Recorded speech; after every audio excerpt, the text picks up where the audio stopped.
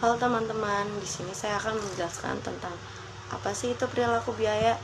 Perilaku biaya adalah pola perubahan biaya dalam kaitan dengan perubahan volume kegiatan atau aktivitas yang dilakukan perusahaan. Dengan kata lain, perilaku biaya adalah istilah untuk menggambarkan apakah biaya berubah seiring dengan perubahan output. Besar kecilnya biaya dapat dipengaruhi oleh volume produksi dan volume penjualan. Nah, jadi pada intinya teman-teman, perilaku biaya adalah bagaimana biaya bereaksi kalau aktivitas perubahan berubah. Misalnya nih, kalau produksi ditambah, otomatis kan bahan baku yang dipakai juga nambah. Jadi, biaya naik. Jadi bisa dibilang perilaku biaya itu semacam sifat biaya terhadap perubahan aktivitas. Selanjutnya ada 3 kategori utama perilaku biaya. Yang pertama ada biaya variabel. Biaya ini berubah secara proporsional dengan volume aktivitas. Misalnya jika produksi meningkat, biaya bahan baku akan naik. Yang kedua ada biaya tetap. Biaya ini tidak berubah dengan perubahan volume aktivitas dalam jangka waktu tertentu. Yang ketiga ada biaya semi variabel. Ada bagian biaya yang tetap jumlahnya meskipun volume kegiatannya berubah, dan ada juga bagian biaya yang berubah secara proporsional sesuai dengan perubahan volume kegiatan. Contoh biaya variabel. Yang pertama, biaya tenaga kerja langsung. Biaya tenaga kerja akan meningkat jika karyawan dibayar per jam dan membutuhkan lebih banyak jam kerja untuk meningkatkan produksi. Yang kedua, biaya energi. Biaya energi seperti listrik atau gas yang digunakan dalam proses produksi juga dapat mempengaruhi biaya. Yang ketiga, biaya pengiriman. Semakin banyak produk yang Anda kirim, semakin mahal biaya pengiriman. Yang keempat, komisi penjualan. Ini juga merupakan contoh biaya variabel jika Anda membayar tim penjualan berdasarkan jumlah penjualan yang mereka lakukan.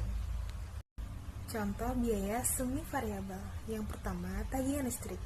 Tagihan listrik dapat merupakan biaya semi variabel. Ada biaya langganan bulanan yang harus dibayar tidak peduli seberapa banyak listrik yang digunakan. Ada juga biaya variabel yang berubah sebanding dengan jumlah listrik yang digunakan. Yang kedua, gaji dan upah. Gaji dan upah dapat menjadi biaya semi variabel dalam beberapa situasi. Misalnya, seorang pekerja mungkin mendapatkan gaji tetap per bulan tetapi juga mendapatkan komisi yang didasarkan pada produksi atau penjualan. Yang ketiga, biaya telekomunikasi. Biaya telekomunikasi mungkin tidak selalu tetap. Misalnya, perusahaan mungkin menawarkan paket telepon dengan biaya langganan bulanan tetap, tetapi untuk panggilan di luar paket akan dikenakan biaya tambahan. Selanjutnya, ada biaya total. Biaya total adalah jumlah semua biaya yang dikeluarkan oleh perusahaan, baik itu biaya variabel maupun biaya tetap. Rumusnya biaya total adalah biaya variabel ditambah biaya tetap. Grafik biaya total. Kurva biaya total biasanya miring ke atas pada grafik biaya total di mana kuantitas output berada pada sumbu horizontal dan total biaya berada pada sumbu vertikal. Ini menunjukkan bahwa total biaya meningkat seiring dengan peningkatan outputnya. Selanjutnya ada grafik biaya tetap total. Sumbu X menunjukkan durasi proyek dalam satuan waktu, misalnya harian atau minggu. Sumbu Y menunjukkan biaya total dalam nilai rupiah. Selanjutnya ada kurva menunjukkan perubahan biaya total seiring dengan bertambahnya durasi proyek. Selanjutnya ada sumber daya, aktivitas, dan perilaku biaya.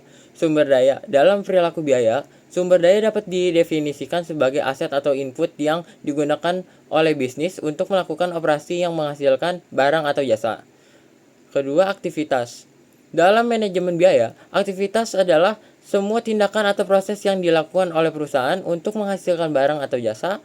Ini dapat mencakup produksi, pemasaran, penjualan, pengiriman, dan lainnya. Adapun aktivitas dalam bisnis, 3 jenis kegiatan bisnis utama yang dilakukan oleh perusahaan untuk mencapai tujuan mereka. 1. Operasional. Kedua, investasi. Ketiga, pembiayaan. Dan terakhir ada perilaku biaya dalam aktivitas. Beberapa cara aktivitas mempengaruhi biaya. 1. Volume produksi. kedua efisiensi, ketiga penggunaan sumber daya. Selanjutnya, saya akan menjelaskan mengenai teknik pemisahan biaya campuran. Pemisahan biaya campuran adalah biaya yang memiliki elemen biaya tetap dan juga biaya variabel. Mereka diklasifikasikan sebagai biaya campuran ketika digunakan metode pemisahan biaya campuran. Metode pemisahan biaya campuran ada 3. Yang pertama adalah metode tinggi rendah atau high-low method, dan kedua metode scatter plot atau scatter plot method, dan yang ketiga yaitu metode kuadrat terkecil atau least square method. Kesimpulan pada materi kali ini yaitu perilaku biaya merupakan dasar yang harus dipahami dalam akuntansi manajemen karena akan mempengaruhi hampir semua keputusan manajerial, mulai dari penyusunan anggaran, analisis laba, pengendalian biaya, hingga strategi penerapan harga.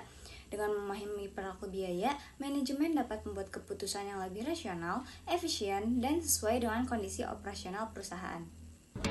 Sekian penjelasan mengenai